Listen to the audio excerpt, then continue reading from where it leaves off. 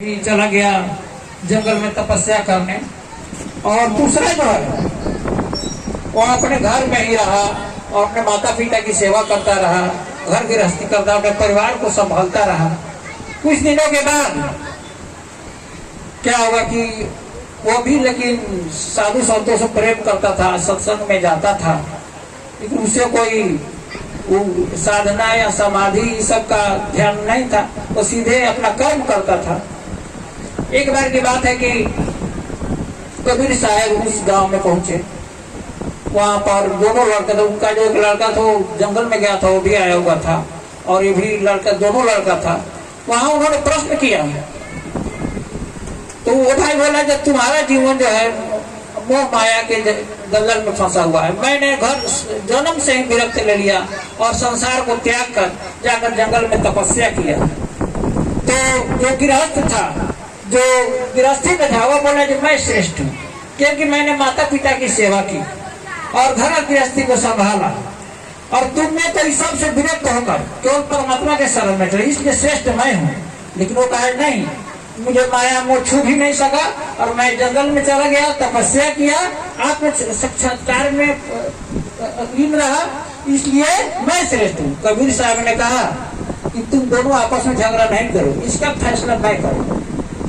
ऐसा करो कि बगल के एक गांव है, उस गांव में जाओ, वहां पर एक बीमार है। वो बीमार आदमी का कोई सेवा करने वाला भी नहीं है। दोनों जाकर मदद करो। कौन उसे मदद कर पाता है? तो ये आदमी एक जो जंगल में जाकर तपस्या किया था वो गया। जाने के बाद में वो देखा कि आदमी बहुत बीमार है, करा रहा है, उसको पानी पिलाने वाला नहीं है, कोई खाना खिलाने वाला नहीं है। उन्होंने सोचा कि सब तो माया है, माया का जाल है, ईश्वर ये अपने कर्मों का फल भोग रहा है, क्यों हम ईश्वर से प्रार्थना करें कि ये ठीक हो जाए। वो बैठ गया समाधि में और ईश्वर से प्रार्थना करने लगा, हे ईश्वर इसको ठीक कर। दूसरा लड़का आया, देखा कि आदमी करा रहा है, पानी कर रहा है, वो पानी लेकर भर के पिलाया, उसके लिए भोजन का प्रबंध किया, और देखा जब बीमार है तो उसको हॉस्पिटल ले गया और उसका इलाज कराया। इलाज कराने के बाद में उसको घर पर रख दिया। के बाद में दोनों चलाया। कबीर साहब ने बोला बोले तुमने क्या किया? एक आदमी ने कहा मैंने तो इसको पानी पिलाया, खाना खिलाया और जाकर हॉस्पिटल में जाकर भर्ती किया, इसका इलाज कराया। तो और दूसरे ही बाबा से पूछा कि आप क्या किए? तो मैंने ईश्वर से प्रार्थना किया कि इसके कर्मों का भोग कर दो। तब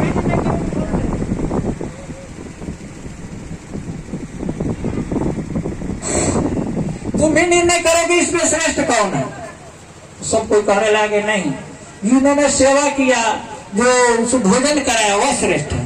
कहते ठीक है, एक परीक्षा में तो तुम फेल कर गया, दूसरे में हम तुम लोग को कुछ स्वर्ण मुद्रा देते हैं, इसका तुम उपयोग किस प्रकार करे हो दोनों बताओ। एक आदमी को दे दिया स्वर्ण मुद्रा, दूसरे भाई को भी स्वर्ण मुद्रा दे दिया गया, दोनों गए। एक ने क्या किया कि कहा जाए इस साधु के लिए, फकीर के लिए स्वर्ण मुद्रा का क्या महत्व है? ये तो मुझे माया जाल में बांध देगा। इसका कोई, उसने क्या किया, गड्ढे में उसको फेंक दिया। दूसरे ने क्या किया, जो वो स्वर्ण मुद्रा से सत्संग का आयोजन कर दिया, भंडारा का, और साधु संतों को खिलाया। तो दोनों में श्रेष्ठ कौन हुआ? इन्हें साधु संतों को खिलाया और श्रेष्ठ किया। फिर तीसरे बार बोले कबीर साहब की अब तीसरी परीक्षा लेते हैं। उस गांव में जाओ, वहां पर केवल मजदूर क्लास के आदमी लोग हैं, और बात पर लोग कुरेद करते हैं, दान दक्षिणा का तो लोग हाल ही नहीं जानते। तो वहां पर एक दिन रहो और सबको कुछ भक्ति मार्ग के बारे में समझाओ। दोनों आदमी गए, सब लेबर क्लास के लोग थे, कोई रोपनी करने गया था, कोई सोहनी करने गया था, कोई कहीं गया था। ये जाकर साधु बाबा समझाने लगे क्या माया जाल में कहा जुड़ाए हो, चलो परमात्मा की भक्त हो। लोग कहते हैं भागो यहाँ से, ठग कहाँ से आ गया ठग? ये कहाँ से आया है? हमारे बाल बच्चे भूखा है, तुम खिलाएगा? एक डांट बाबा साधु बाबा भाग गया। इस दूसरे गृहस्थ गया, वो बोला जाए कि ठीक तो कह रहे कि ऐसा करो ना, तुम खेती करते रहो, भगवान का नाम लेते रहो, वो मैं भी तो गृहस्थ हूँ, कहो तुम्हारे साथ हम भी करते हैं। और जो तुम्हारे पास टाइम बचता है, कम से कम शाम में ही सही हो, आधा घंटा 1 घंटा जितना हो उतना ही देर पे ईश्वर का नाम लो। और गृहस्थ जैसा साधु तो कोई है नहीं, क्योंकि संसार का पेट कौन भरता है? गृहस्थ भरता है। एक साधु जो है किसके दरवाजे पर जाता है? गृहस्थ के दरवाजे पर। उसके बाद धान है, चावल है, जो सोना का जवाहरी है जो लाखों करोड़ों कमाता है, क्या सोना खाता है? धान चावल खाता है। धान चावल कौन कमाता है? गृहस्थ कमाता है। इसलिए सबसे बड़ा साधु कौन है? गृहस्थ है। इसलिए गृहस्थी करते हुए जो भगवान का भजन करता है वो सबसे उत्तम है। प्रेम से बोलिए सतगुरुदेव की, सनातन धर्म की।